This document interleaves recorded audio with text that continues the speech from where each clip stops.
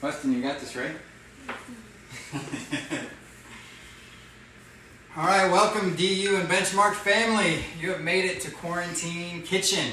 All right, 3 o'clock on Mondays. We will do this every week, okay, at 3 o'clock on Mondays, okay? I need you guys to comment below, okay? Let me know what you guys want to see more of. As we do more of these, okay, we'll get better, but also let me know what you want to see, okay? Today, I just happened to choose one of my personal favorites, and I think it's something that works great in any situation. It's pizza, okay? Pizza is one of those things where as long as you have a good dough, you can put anything on it. We're in a quarantine situation right now, guys, okay?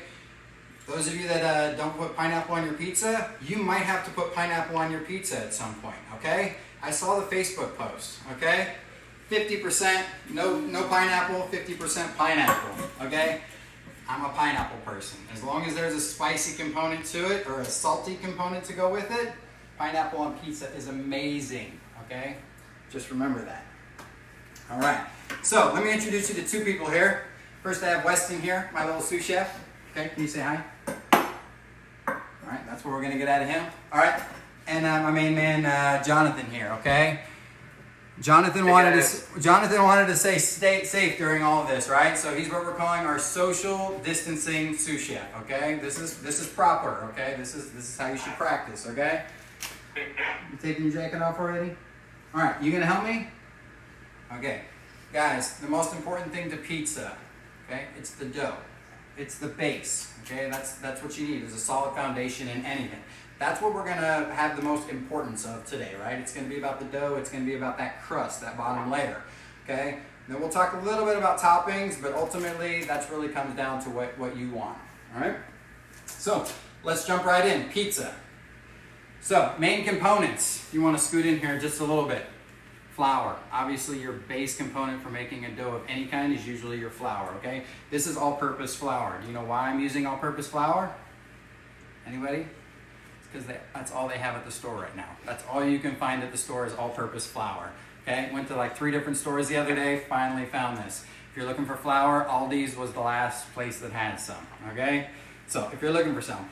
AP flour works great. Bread flour works better, okay? Bread flour has a little bit higher, okay, protein content, okay? That's gonna give you a little bit more chew and a little bit more flavor, okay? AP flour works just fine. Next thing we need, yeast, okay? These are live, living organisms, okay? These are what's gonna create those nice little bubbles, okay? This happens to be active dry yeast, okay? So what you normally see is you'll see typically 3 types of yeast when you go to the store. You'll see active dry, you'll see instant yeast, and you'll see like a rapid rise, okay? The big difference between the 3, did you take your jacket off already? All right, that's all right, nothing wrong with that. The biggest difference between the 3, okay, active, okay, it's a little bit larger granule, okay? So what they need to do is it's gonna take a little bit more to dissolve this, is all that really comes down to. Instant yeast is a really finer powder, and typically they'll say, oh, you can just throw that right into whatever you're making, it'll dissolve in, no issues, no questions asked, okay? And then you'll have your third one, the rapid rise, which I wouldn't typically suggest, but what they do is it's like an instant yeast or a quick yeast, but they add enzymes to it to activate it and make it work quicker, okay? Quick is not the way to go when it comes to cooking most of the time, I promise you, okay? Okay, things take time. Bread takes time, dough takes time, make it worth it, okay? Careful there. Okay, next component, sugar. Okay, this is gonna be a food for the yeast, okay? This is actually gonna feed the yeast, this is gonna give them something to eat. Okay, it's also going to help sweeten the dough just slightly. And then of course salt, okay? Salt's going to do 2 things in this recipe as well. It's going to season it, okay, because everything tastes better with a little bit of salt. It's also going to slow down the process of the yeast eating, right? It's going to slow them down just a little bit, and that's what we're going to want. Okay, and last but not least, just a little bit of fat to kind of coat everything and keep everything lubed up. So that's just a little bit of olive oil that we're going to add into that. Okay, as we start, we're gonna mix all these ingredients together, okay? It's as simple as throw it all in, mix it, and done, okay? if you do not have a mixer, you can very much so do this by hand, okay? You can throw all these ingredients, grab a wooden spoon, beat it all together until it forms, and then I'll show you a little bit more of what the kneading process looks like on the board here once I start this. But if you have this, use this. It makes life a lot easier, okay?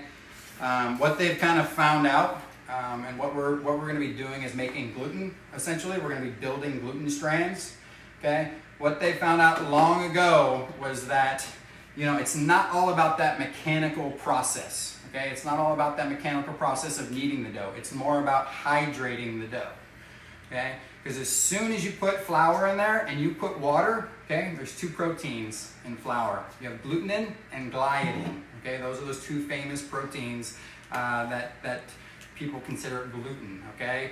If they're not wet, okay, it's not going to create any bonds. It's not until gluten is formed until you add it and it gets wet, okay, and those bonds start to form. So what's cool about this recipe is instead of worrying about mechanical and beating it to death or having to sit here and work yourself out, we're going to allow time to take place of that instead. Because if you allow time to hydrate the dough versus that mechanical process, okay, it's going to do the same exact thing. And you know what? It's going to taste better too. Because ultimately it's going to sit, we're going to make the dough, okay? We're going to put it in the refrigerator overnight, okay? So 18 to 24 hours. And in doing that, okay, you're going to slowly have that yeast working away, building that gluten structure, okay, naturally, and the flavor is just going to be better as well. Jonathan, any questions or anything come up yet? No questions have come up so far. It looks like we've got only 2 or 3 participants right now on this, okay. But we're going to continue to enjoy ourselves.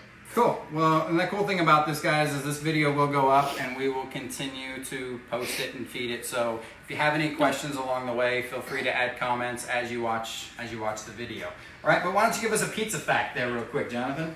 All right, I got one pretty exciting pizza fact. Something I just learned the other day was during World War II is actually when American troops, British troops during the occupation of Italy, came on back to the USA after winning the war, and they brought their little pizza with them from visiting Italy. And it became so popular over there with the soldiers that when they came over, Italians figured it out. They were back able to sell it too, and the market was developed. And now we sell over 5 billion pizzas in the United States alone each year. That's it? Only 5 billion? Only 5 billion. Oh, only 5 billion. Which well, while we're... just to give you some perspective on what 5 billion is, that's 100 acres of pizza. 100 acres of pizza. I'm sorry, every day. Oh, every day. That is 100 acres of pizza every day. That is a lot of pizza. And just to kind of throw this out there while we're talking about the amount of pizza, okay, I actually crunched the numbers on this recipe, guys, okay? If you were to eat pizza every single day, one pizza every single day for a year, how much do you think it would cost? Okay? Okay, and I actually split it up. So the pizza I made, okay, versus delivery, okay? So if you were to get one pizza delivery, and you were to get one pizza that you made every single day for a year, 365 days, okay? Believe it or not, you would save $3,500 a year by making your own pizza, okay? So this is an invaluable lesson to learn, okay? Take the time, learn things to do things right, and guess what? Then you get to do it how you want to do it, okay? You're not at the mercy of those pizza chains that put all of that ungodly stuff in their stuff. So please do it the right way. Let's get started here. Okay, if you have one of these little hooks, use it. If you have a whisk, don't use it. Okay, if you have a paddle, don't use it. Use this guy right here. Okay, simple. Attach it. Okay, in goes the flour. I will post the recipe for this, so don't feel like you have to keep ahead. I like to do things metric here, so we're sticking with metric. Okay, so 345 grams of flour. Okay, 9 grams of yeast, 9 grams of sugar, 10 grams of salt, and about 8 grams of olive oil. Okay, now the only thing we haven't added in yet is water, right? And what else? And to turn it on? Absolutely. Okay, so one thing we're gonna add in here for water, okay, we're actually gonna add 228 grams of water. Okay, let me show you, actually come in here real quick, because believe it or not, I had a cook that didn't know this the other day. If you have a scale like this at home, okay, when you put something on it, it's gonna weigh something, okay? Right here, you have a tare, or what they're calling a zero function, right here on this one. Push that. Bam, now you are at 0, and now you can add what you need to weigh. So make sure, that's very important, because as you can see, depending on what it is, it can drastically throw off your recipe. So if you're gonna use a scale and you're gonna have accuracy, then make sure that you're using it correctly. So 228 grams of water.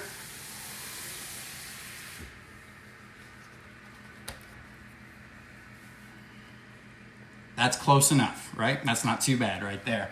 Okay, if it's a little bit warm, that will help to activate the yeast a little quicker, okay? It doesn't have to be warm, but definitely not ice cold, okay? In goes the water.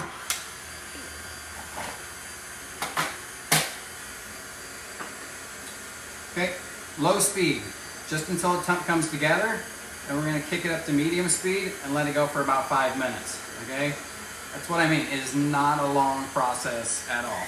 So if you wanna come in here a little bit, you'll see that dough hook, exactly what it's doing. It's spinning around, it's grabbing all those ingredients, and essentially what it's doing, it's that mechanical force, and it's forcing all of that water into the dough. Okay, we're at the point where we can go ahead and kick it up to medium speed. And we're gonna let that go for about 5 minutes, okay? I'm gonna do a little bit less, because I'm actually gonna show you what hand kneading looks like a little bit. What's it?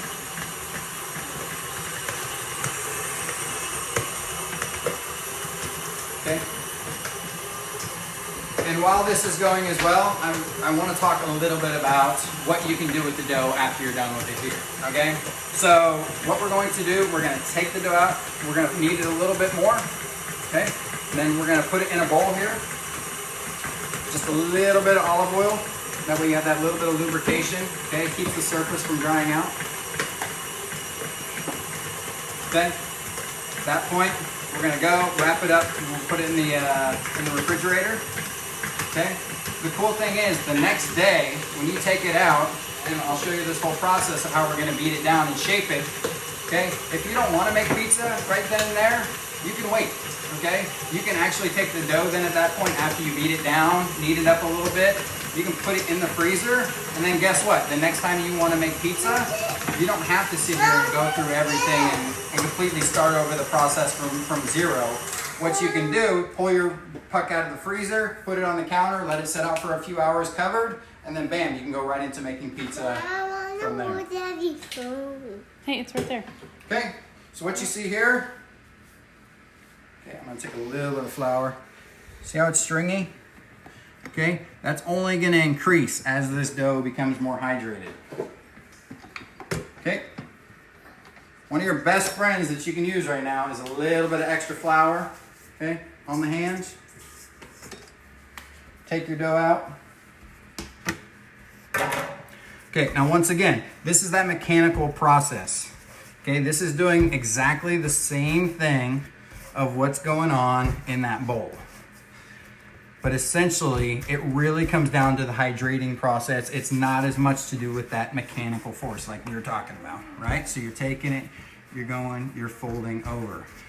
As soon as you get something that looks pretty much like this guy right here, and as you can see, just kind of folding it over itself. Okay. In the bowl, flip it over. You going potty? Good job, bud. Okay, that's gonna go in there.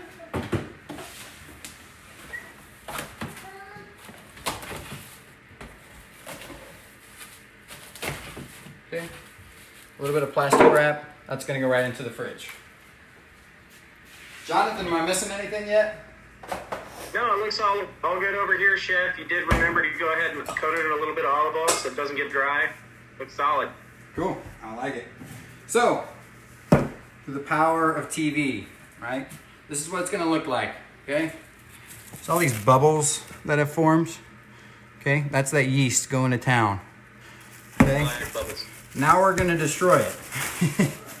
We're gonna take it and we're gonna destroy it. So this is essentially the punching down method. You see it whenever you're making breads, doughs of any kind. This is pretty much a standard process. So if you're gonna learn anything here, it's all pretty much going to go in the same methodology. All right. So we punched it down. We pushed out some of those bubbles.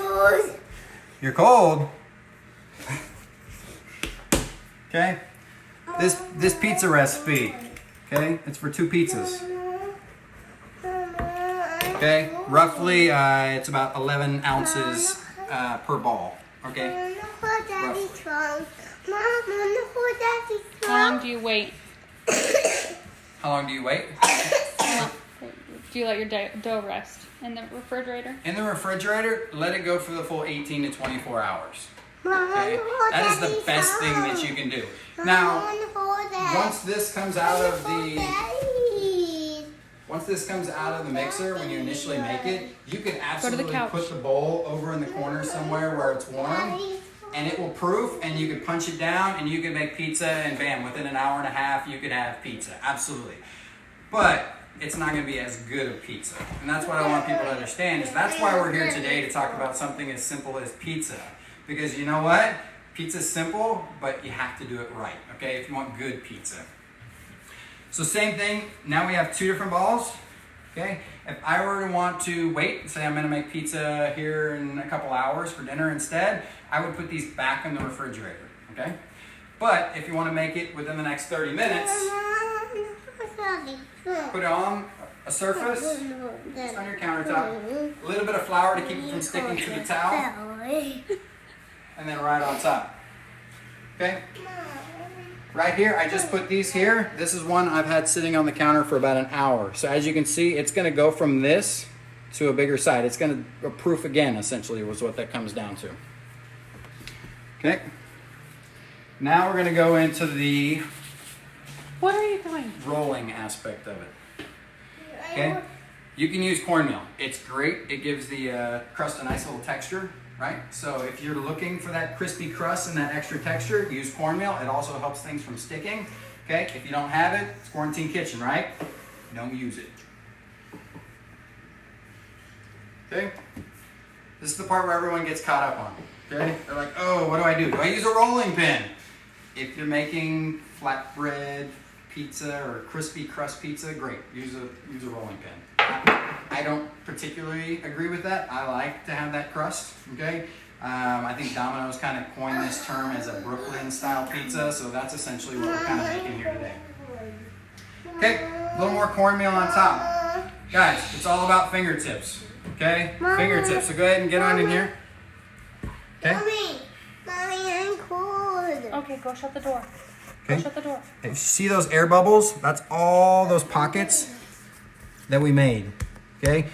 We want to get rid of some of them because otherwise this is going to turn up and it's going to balloon into a big old loaf, if you will, almost. Okay, it's all fingertips. And notice I'm moving the dough. I'm not moving my body. I'm not doing one of those kind of things. You'll see the dough sticking just slightly. You're going to notice that it's quite humid today. So dough has a tendency to be a little bit more sticky when it's humid. Bub, it's raining. Shut the door. Okay. And as you need to, just keep adding more. The number one dilemma people run into, okay? They get the center way too thin and they get the crust way too thick. So I don't know if you've noticed here, but essentially I've been working a lot more of the outside of the dough than I have the inside of the dough. Okay? Now, I always say when I get it about the size of my hand, then I start to hold the dough a little bit and just, once again, I'm working the outside. Okay? Not so much the inside. So once you get that center too thin, it's kind of a game over situation. So, and pizza dough is not one of those doughs you want to re-roll and try to, no, it's not one of those doughs. It's not as forgiving, right? Okay? At that point, you can kind of give it up and do one of these things, okay? Let it rest on your knuckles, okay? Okay, you can do the throw. I like the throw. It really comes down to this whole centrifugal force. So it gives you a nice, even dough, okay? It's not just for show, it's more for the dough than for the show. I have a question for you. Yep. Can you add too much flour or cornmeal when stretching the dough? You can. You can. It would be really hard to do though. It would be really, really hard to. Really, that's also why I like cornmeal, is because cornmeal doesn't just absorb right into the dough. Okay? If anything, it creates more of a crust, where this flour will work its way into the dough, okay? Which isn't a bad thing, because if the dough is a little tacky, okay? Because at the end of the day, it all comes down to science. And if the air is really humid, okay, it doesn't matter how precise, okay, your measuring was, okay? There's other factors that come into play when it comes to baking, okay? Okay? And really, this process, a lot depends on how cold the dough is. So this one's been sitting out for a little over an hour, so it's quite warm.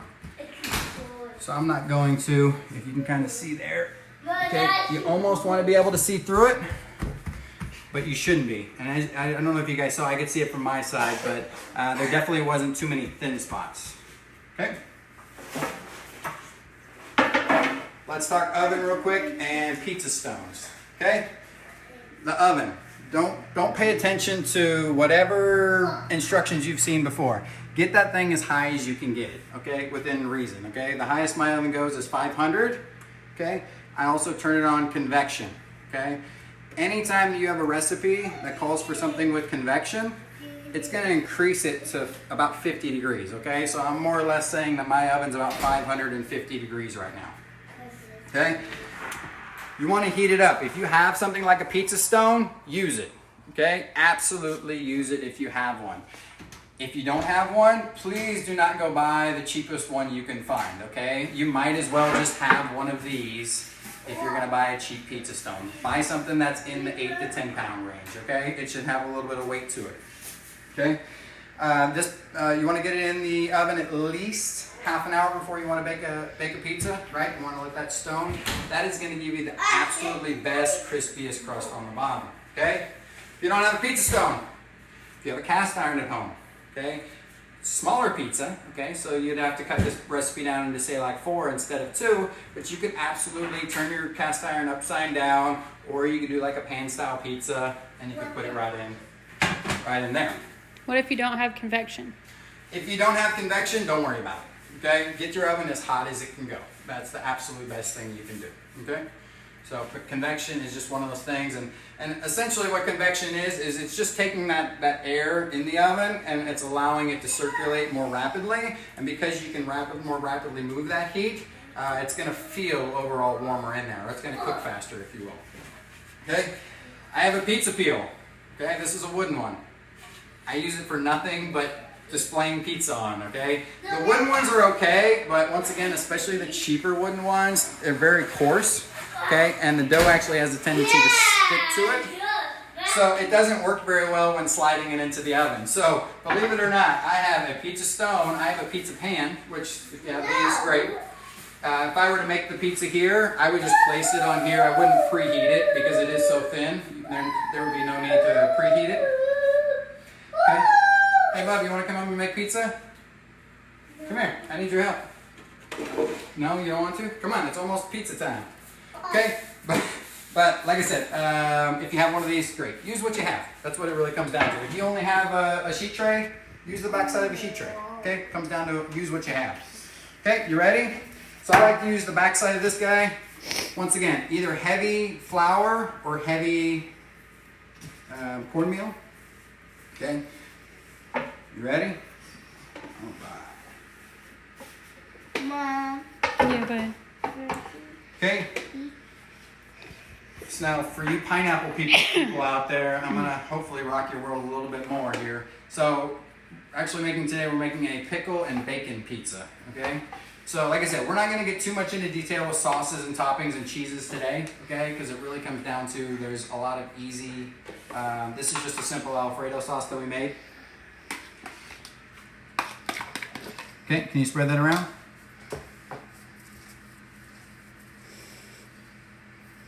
Let me help just a little bit. Yeah, spread it around. Yes, but Earlier, I actually made a pizza and I asked him to spread it around, and he took his hand and he spread it all around. He did exactly what I asked him to do. Is that good? Yeah. That's good? Yeah. All right, can you throw some cheese on there? Okay, just mozzarella here. Yeah. Yeah. More Okay, cheese. a little 5 cheese blend. Asiago. Parmesan. You got it? Should we add more or less? Yeah. More or less? Yeah. Okay. Why don't you go over to Jonathan there for another pizza fact? Don't need some. Oh God. Where's my Here, social another pizza distancing fact cell? right There it here. is. It wasn't actually the Italians that invented the first Yeah, pizza. It was we're the done. ancient Greeks. However, it was the Italians that popularized it.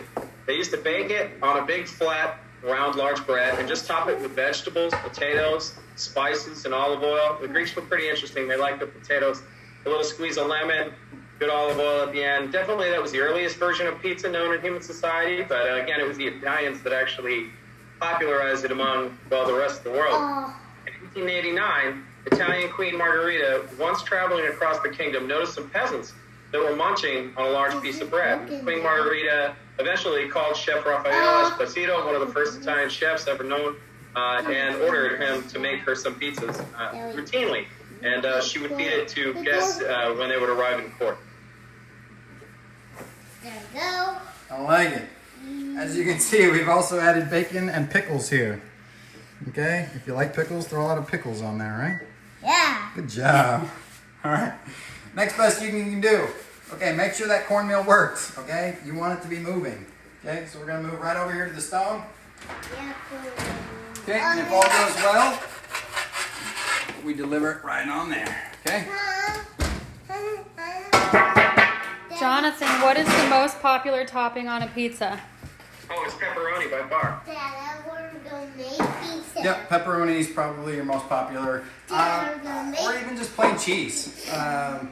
You know, you got to think probably a lot of the pizza is consumed by children out there in the world because, well, after every sporting event or after everything you do, it's like, what do you want to go do? Oh, let's go get pizza, okay? So, in the oven, one of the best things you want to look for now, or best tools you can have around, is a knife, okay? Okay, we did a good job. We pushed a lot of those air bubbles out, but as that heat hits them, they're going to expand, okay? Use a knife. In the first 2 to 3 minutes of this cooking, okay, it's the best time to be able to poke them, okay? And because you don't want them to get too big, right? You don't want them to get too big. You got it? You want to go watch the pizza? Okay. If you have an oven like this, set at this temperature, you're going to be able to have this pizza done in about 6 minutes, right?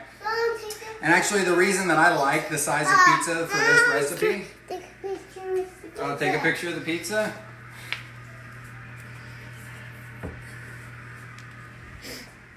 I like this size pizza because essentially it's small enough to where you can make a pizza. It takes about 6-7 minutes to cook. By the time you take it out, cook it. What you got going on here? By the time you take it out, cook it, everybody gets a slice, you can make another pizza, and you're having nothing but hot, fresh pizza right out of the oven the whole time. That's So looking good, Chef. cool. Why don't you look at some of those bubbles down there that we have? You want to go look at the bubbles? Okay. And these are those bubbles that we were talking about. So stand back. Okay. Just take a knife, give it a little poke, a little pokey. Okay. Okay. And do that again. So what else? What questions? Anybody have any questions about pizza? Does anybody feel more confident now to make pizza? Yes, no, maybe? No? Well, I hope that people are a little bit more apt to make pizza at home, okay? It's only going to be a matter of time before Domino's shuts down as well, and we'll be full on quarantine kitchen here. So please, guys, don't forget, comment below though, okay? As we continue to do these videos, I want to do things that are meaningful for you and your family, okay? Because ultimately, this is the time now where we get to do things with our families that we don't typically have the time to do, okay? Like hold knives. Jonathan, did you have one more pizza fact for us? I don't have any more pizza facts, Chef, at the moment, but I do have some interesting ingredients that I just pulled out of my fridge. Would you like to see what I've got? Yeah, let's see it. All right, so I've got some grapes. I've got some feta. We make a lot of salads in my house. And we've got some walnuts. You know, we're trying to go through what we've got in our fridge and in our cupboards right now. I'm not trying to go to the store. Got to practice my social distancing. But anyway, I throw together a pizza with these weird ingredients. Let's see what we can do. While he's doing that, where did you come up with the pickle bacon pizza? Bacon. Well, it all comes down to what you like, right? To me, I mean, anytime you can add a salty component to something, I am, like I said, I'm one of those pineapple pizza people. So I like those salty, sweet I'm balances. not sure what you guys can see this year, but I've got a nice pizza. It's a flatbread that I made. It's got some grapes, some walnuts, some feta. We're going to go ahead and drizzle a little bit of honey on that. Oh, All bless right, you. good thing we're in quarantine kitchen here. We have another question. Yep. Where did it go? Cami, you had a question. I can't find it. Is gluten-free harder? I believe is what it was. Is gluten-free harder to make? No, it's really, that's kind of a two-part question, okay? A standard gluten-free pizza with gluten-free flour, no, it's really not harder to make, okay? Because a lot of your gluten-free flours out there now have what's called xanthan gum in it, okay? That xanthan gum replaces the gluten in the flour, okay? It's gonna help build that same network of gluten or protein strands, if you will, okay? And so really, now that they've produced all these different types of gluten-free flours, it's not hard to produce very similar results. Texture will be different though, because there's just some things that aren't as good with just good old flour, okay? You can go the other alternative, which is the cauliflower pizza crust, okay? It's good. Okay, it is really, really good. If you're looking for something that's a little bit lighter, okay, you don't want that heavy, like just that heavy gut feeling you get after pizza, cauliflower crust is a great way to go. If I believe off the top of my head, you can do it with as simple as cauliflower, salt, and eggs. Okay, and it's just a matter of processing your cauliflower, adding your eggs, binding it all together. That one, you more or less just kind of lay out in a pan and you bake that first, then you add your toppings, and you go from there. Can you make pizza without a yeast packet? Can you make it without a yeast packet? Yes, you can. So you can actually make bread and really anything related to bread or doughs without the yeast packet, okay? All around you in the air, okay, is yeast, okay? All around. If you were to literally take flour, okay, a little bit of water and put it out in a bowl, okay? Got some of that right here. Eventually, oh, Jonathan actually made some right there. Got a little starter right here for you guys. All I did was add a little bit of flour and water together. I want to do by weight, not by measurement, but by weight. You want to do an equal portion of flour to water. And with mine, to kickstart it and just give it a little bit of that extra sour flavor, I add a little bit of whey from some plain yogurt. The pizza's ready. So yeah, so essentially, this was a pizza I actually made a little bit ago. We still have our pizza going, just in case time, but it looks like our other pizza is going to make it in just about a minute, so we'll hold off here. But yes, so you can absolutely make it without it. Is it going to take longer? Yes, it will absolutely take longer. Okay. So hopefully somewhere out there in the world, whoever's hoarding all the yeast right now, okay, give some of it up, okay? If you need to borrow some yeast from a friend, but I know a few people, Jay couldn't find any yeast anywhere. Brianna went to the store the other day, couldn't find yeast. Guys, I have 2 jars right now if anybody wants some, okay? So, but it's gold right now, so it's gonna cost you a little bit. When does Kyle's Pizza delivery start? Kyle's Pizza Delivery. Okay, that's why I'm showing you, right? So that's why I'm showing you so we don't have to deliver. However, I do curbside pickup, okay? So we can arrange like a curbside pickup.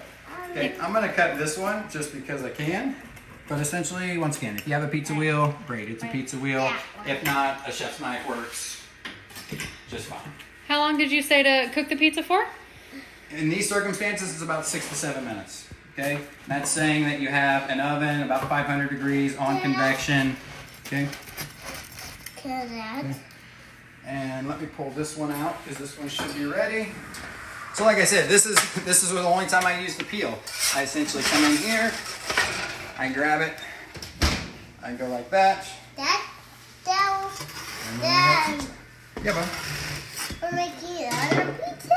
Okay, and like I said, this size is just so great, especially like a family of 4, okay? Especially with some little ones. Dad, Well, that happens too if you don't leave the door open. Where's the towel?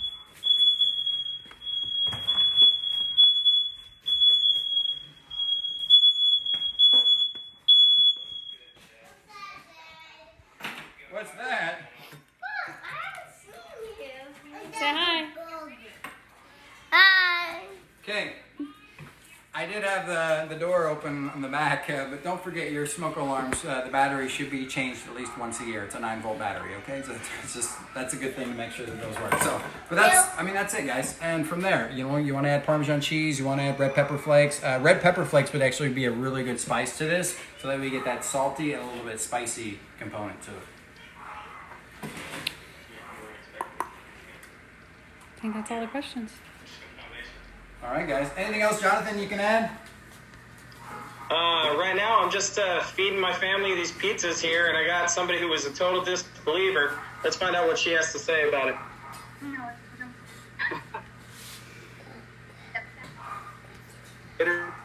She says it upsets her that it tastes that good. So I think we've got a winner. Yeah, dude. All right, you want some pizza? Huh? All right, try it. Is it yummy? Did you give a thumbs up? All right, guys. Well, that is us from Quarantine Kitchen. We look forward to joining you every Monday as long as you guys are here to watch. Go ahead. One more question. What time is curbside pickup tonight? You've had Curbside that multiple pickup. times. Well, I have, let's see, two more doughs here. If you can be here in the next hour, I'll give you pizza. How about They that? want to go through your fridge. What's left? Oh, you want what's left in my fridge? Cool.